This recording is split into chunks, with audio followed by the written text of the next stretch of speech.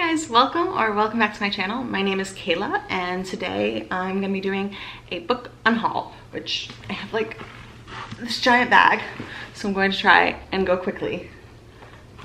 And like some of them are not that exciting. Like I don't even know where this came from. Sometimes you just end up with books. I think people just like give them to you sometimes when you know when your like thing is like books. But yeah, so I'm gonna try and go through them quickly. We try and like go through our books semi-regularly because we don't have a very large bookshelf. So we also got rid of like some cookbooks and some other random things like that, but these are the more interesting ones, I guess. Some of them are my girlfriend's, so I'm just gonna be like, end this one because I don't know why we're getting rid of it, but like it's all in one bag and I didn't feel like separating them. Like again, Hot Zone, it's like about Ebola or whatever. I'm never gonna read it, and I guess she didn't want them anymore. That's all I know. Okay, so first up, got the Julia Quinn Bridgerton like prequel. All the parents, like not like parents, but like that generation, like the Bridgerton mom and dad, they're like siblings and stuff. These are really good, but I'm never gonna read them again, and my girlfriend's never gonna read them. So one of them's like falling apart randomly. Aristotle and Dante Discover the Secrets of the Universe. I read this, God, years ago. I listened to it on audiobook and I really liked it, but it's like a YA book that I'm not gonna read again. And someone else, there's a teenager out there who's gonna have their world rocked by this book. So I wanna share that experience. The Vanishing Half by Britt Bennett. I've just owned this for a while. I got it at a used bookstore, so it's like the circle of used bookstore life. And I just am not gonna read it. I never think about picking it up. So why hold on to it, you know? Sometimes you just gotta like accept the reality of the situation. I don't even know what it's about. Like some of these I can't even tell you what they're about because they're just like so beyond not something I'm actually ever gonna read. World War Z, not mine. Then there's a bunch of like Neil Gaiman books and short stories here because with everything going on with that man right now, my girlfriend doesn't really want to keep them, and I've never read these anyway. She kept like her favorites because those mean more than a possibly terrible man. But you know, these are whatever. And I've read like American Gods and Good Omens and stuff, and I like them, but I'm not gonna read the short stories. I'm not really a short story person. And this is Soft Science by Franny Choi, it's a book of poetry that I liked, but I'm never gonna read it again. Reluctant Immortals by Gwendolyn Christie. This is like about women from like Jane Eyre and Dracula. Like I think it's about like Mr. Rochester's wife and like Lucy. And I don't know, I thought it sounded really good, and then my girlfriend didn't like it, and I read some reviews that were like, this isn't good, and so bye. You Again by Kate Goldbeck, which I loved. 5 stars, like one of my favorite books of the year, one of my favorite romance novels ever, but I'm not gonna read it again. And I think talked about it a couple times, so I don't need to show it. It's probably not, it might make my top 10 of the year, but I can just like, you know, insert a photo. I don't need to hold on to it just because I'm gonna talk about it again. I think sometimes booktubers get like trapped in that. It's like, just save a picture of the cover.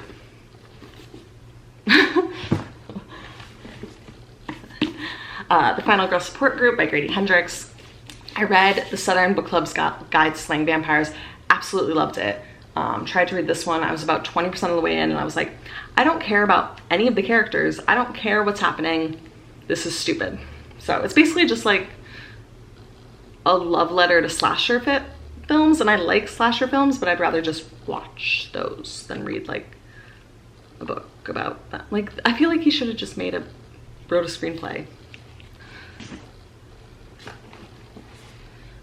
Circe by Madeline Miller. This book never really appealed to me, and then my girlfriend didn't like it, so it's like doubly doesn't appeal to me. It tells the story of Circe, and my girlfriend said that it basically just tells the story, so like if you know the story, there's no point in reading it. Like, it doesn't really add anything new to it, whereas I think like the Song of Achilles really like digs into like the homosexuality of it all in a way that like the myth doesn't, but this, like, she was like, it doesn't say anything new.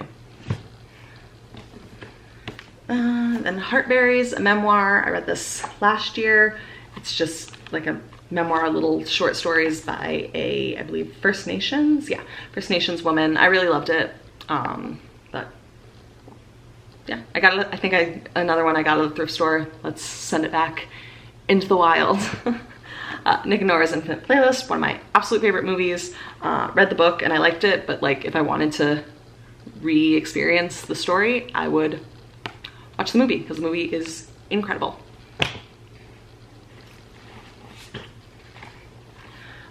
Nothing But Blackened Teeth by Cassandra Khaw. I bought this looking for like a little horror book, then saw every single person who read it was like, this is awful. And I know this author is good, but I don't know if it's like she doesn't thrive in like the short novella format or what, but I've heard that this sucked and was incredibly predictable and stupid. Such a Fun Age by Kylie Reed. Read this, loved this, not gonna read it again. And it's a beautiful edition that someone else should get to own. Hellbent by Leigh Bardugo. This, we own 2 copies. We bought 2 copies so that we could both read it at the same time, but we don't need to keep 2 copies. Seven Husbands of Evelyn Hugo by Taylor Jenkins Reid.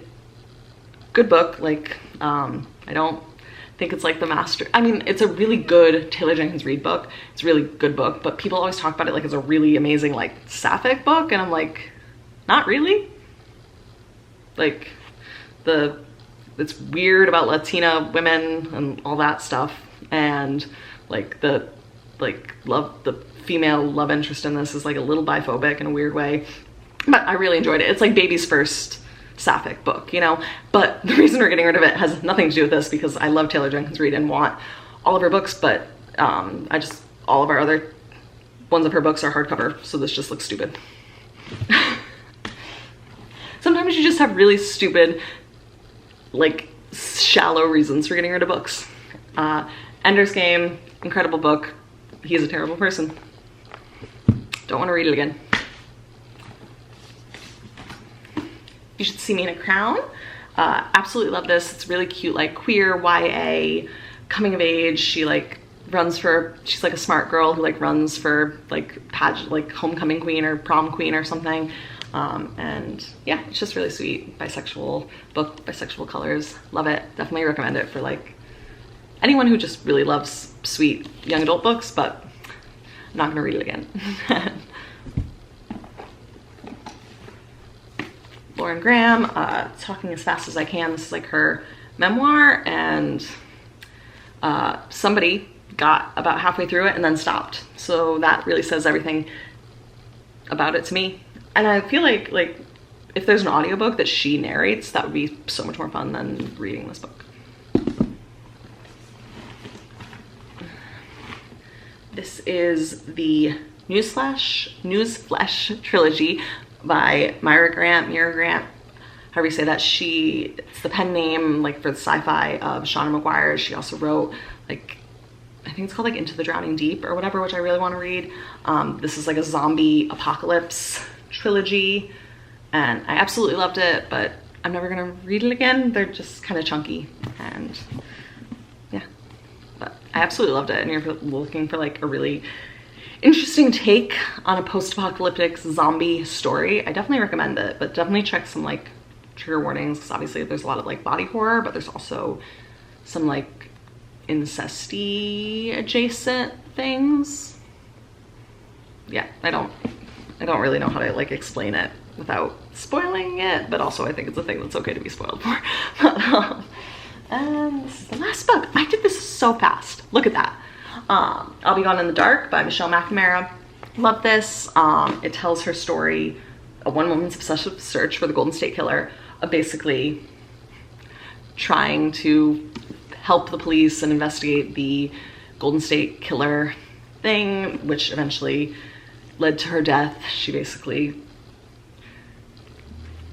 made her entire body fall apart because she was so obsessed with this thing. So it's a really interesting story about that. And they actually, not that long after she died, she did, the killer was found thanks to some of the things that she had done. Some people like to leave her like a lot of credit, and like she deserves a little bit of credit, and she especially deserves credit for like really linking the crimes together and like creating the Golden State Killer name. But she didn't like solve the crime, she's just a lady. But yeah, but it was really good. And if you're into, I'm not really into the true crime thing anymore, so, but if you are, this is like gonna be one of those books, I feel like, that is like an iconic, like The Stranger Beside Me and stuff like that. But yeah, I went through that so fast, I'm actually out of breath. I felt like there was way more than there actually was, but yeah, it's mostly, I would say it's like 60% books that we've read and are not going to read again, and 40% books that we've just accepted that we're not going to read. Sometimes you just need to like accept that about yourself, and then a little sprinkling of books written by piece of shit men. So yeah, I have like a vlog that has a little book haul in it, so you gotta take things out to bring them in. That's the rule. So thank you so much for watching this little quick speed dating unhaul video, and I will see you in my next one.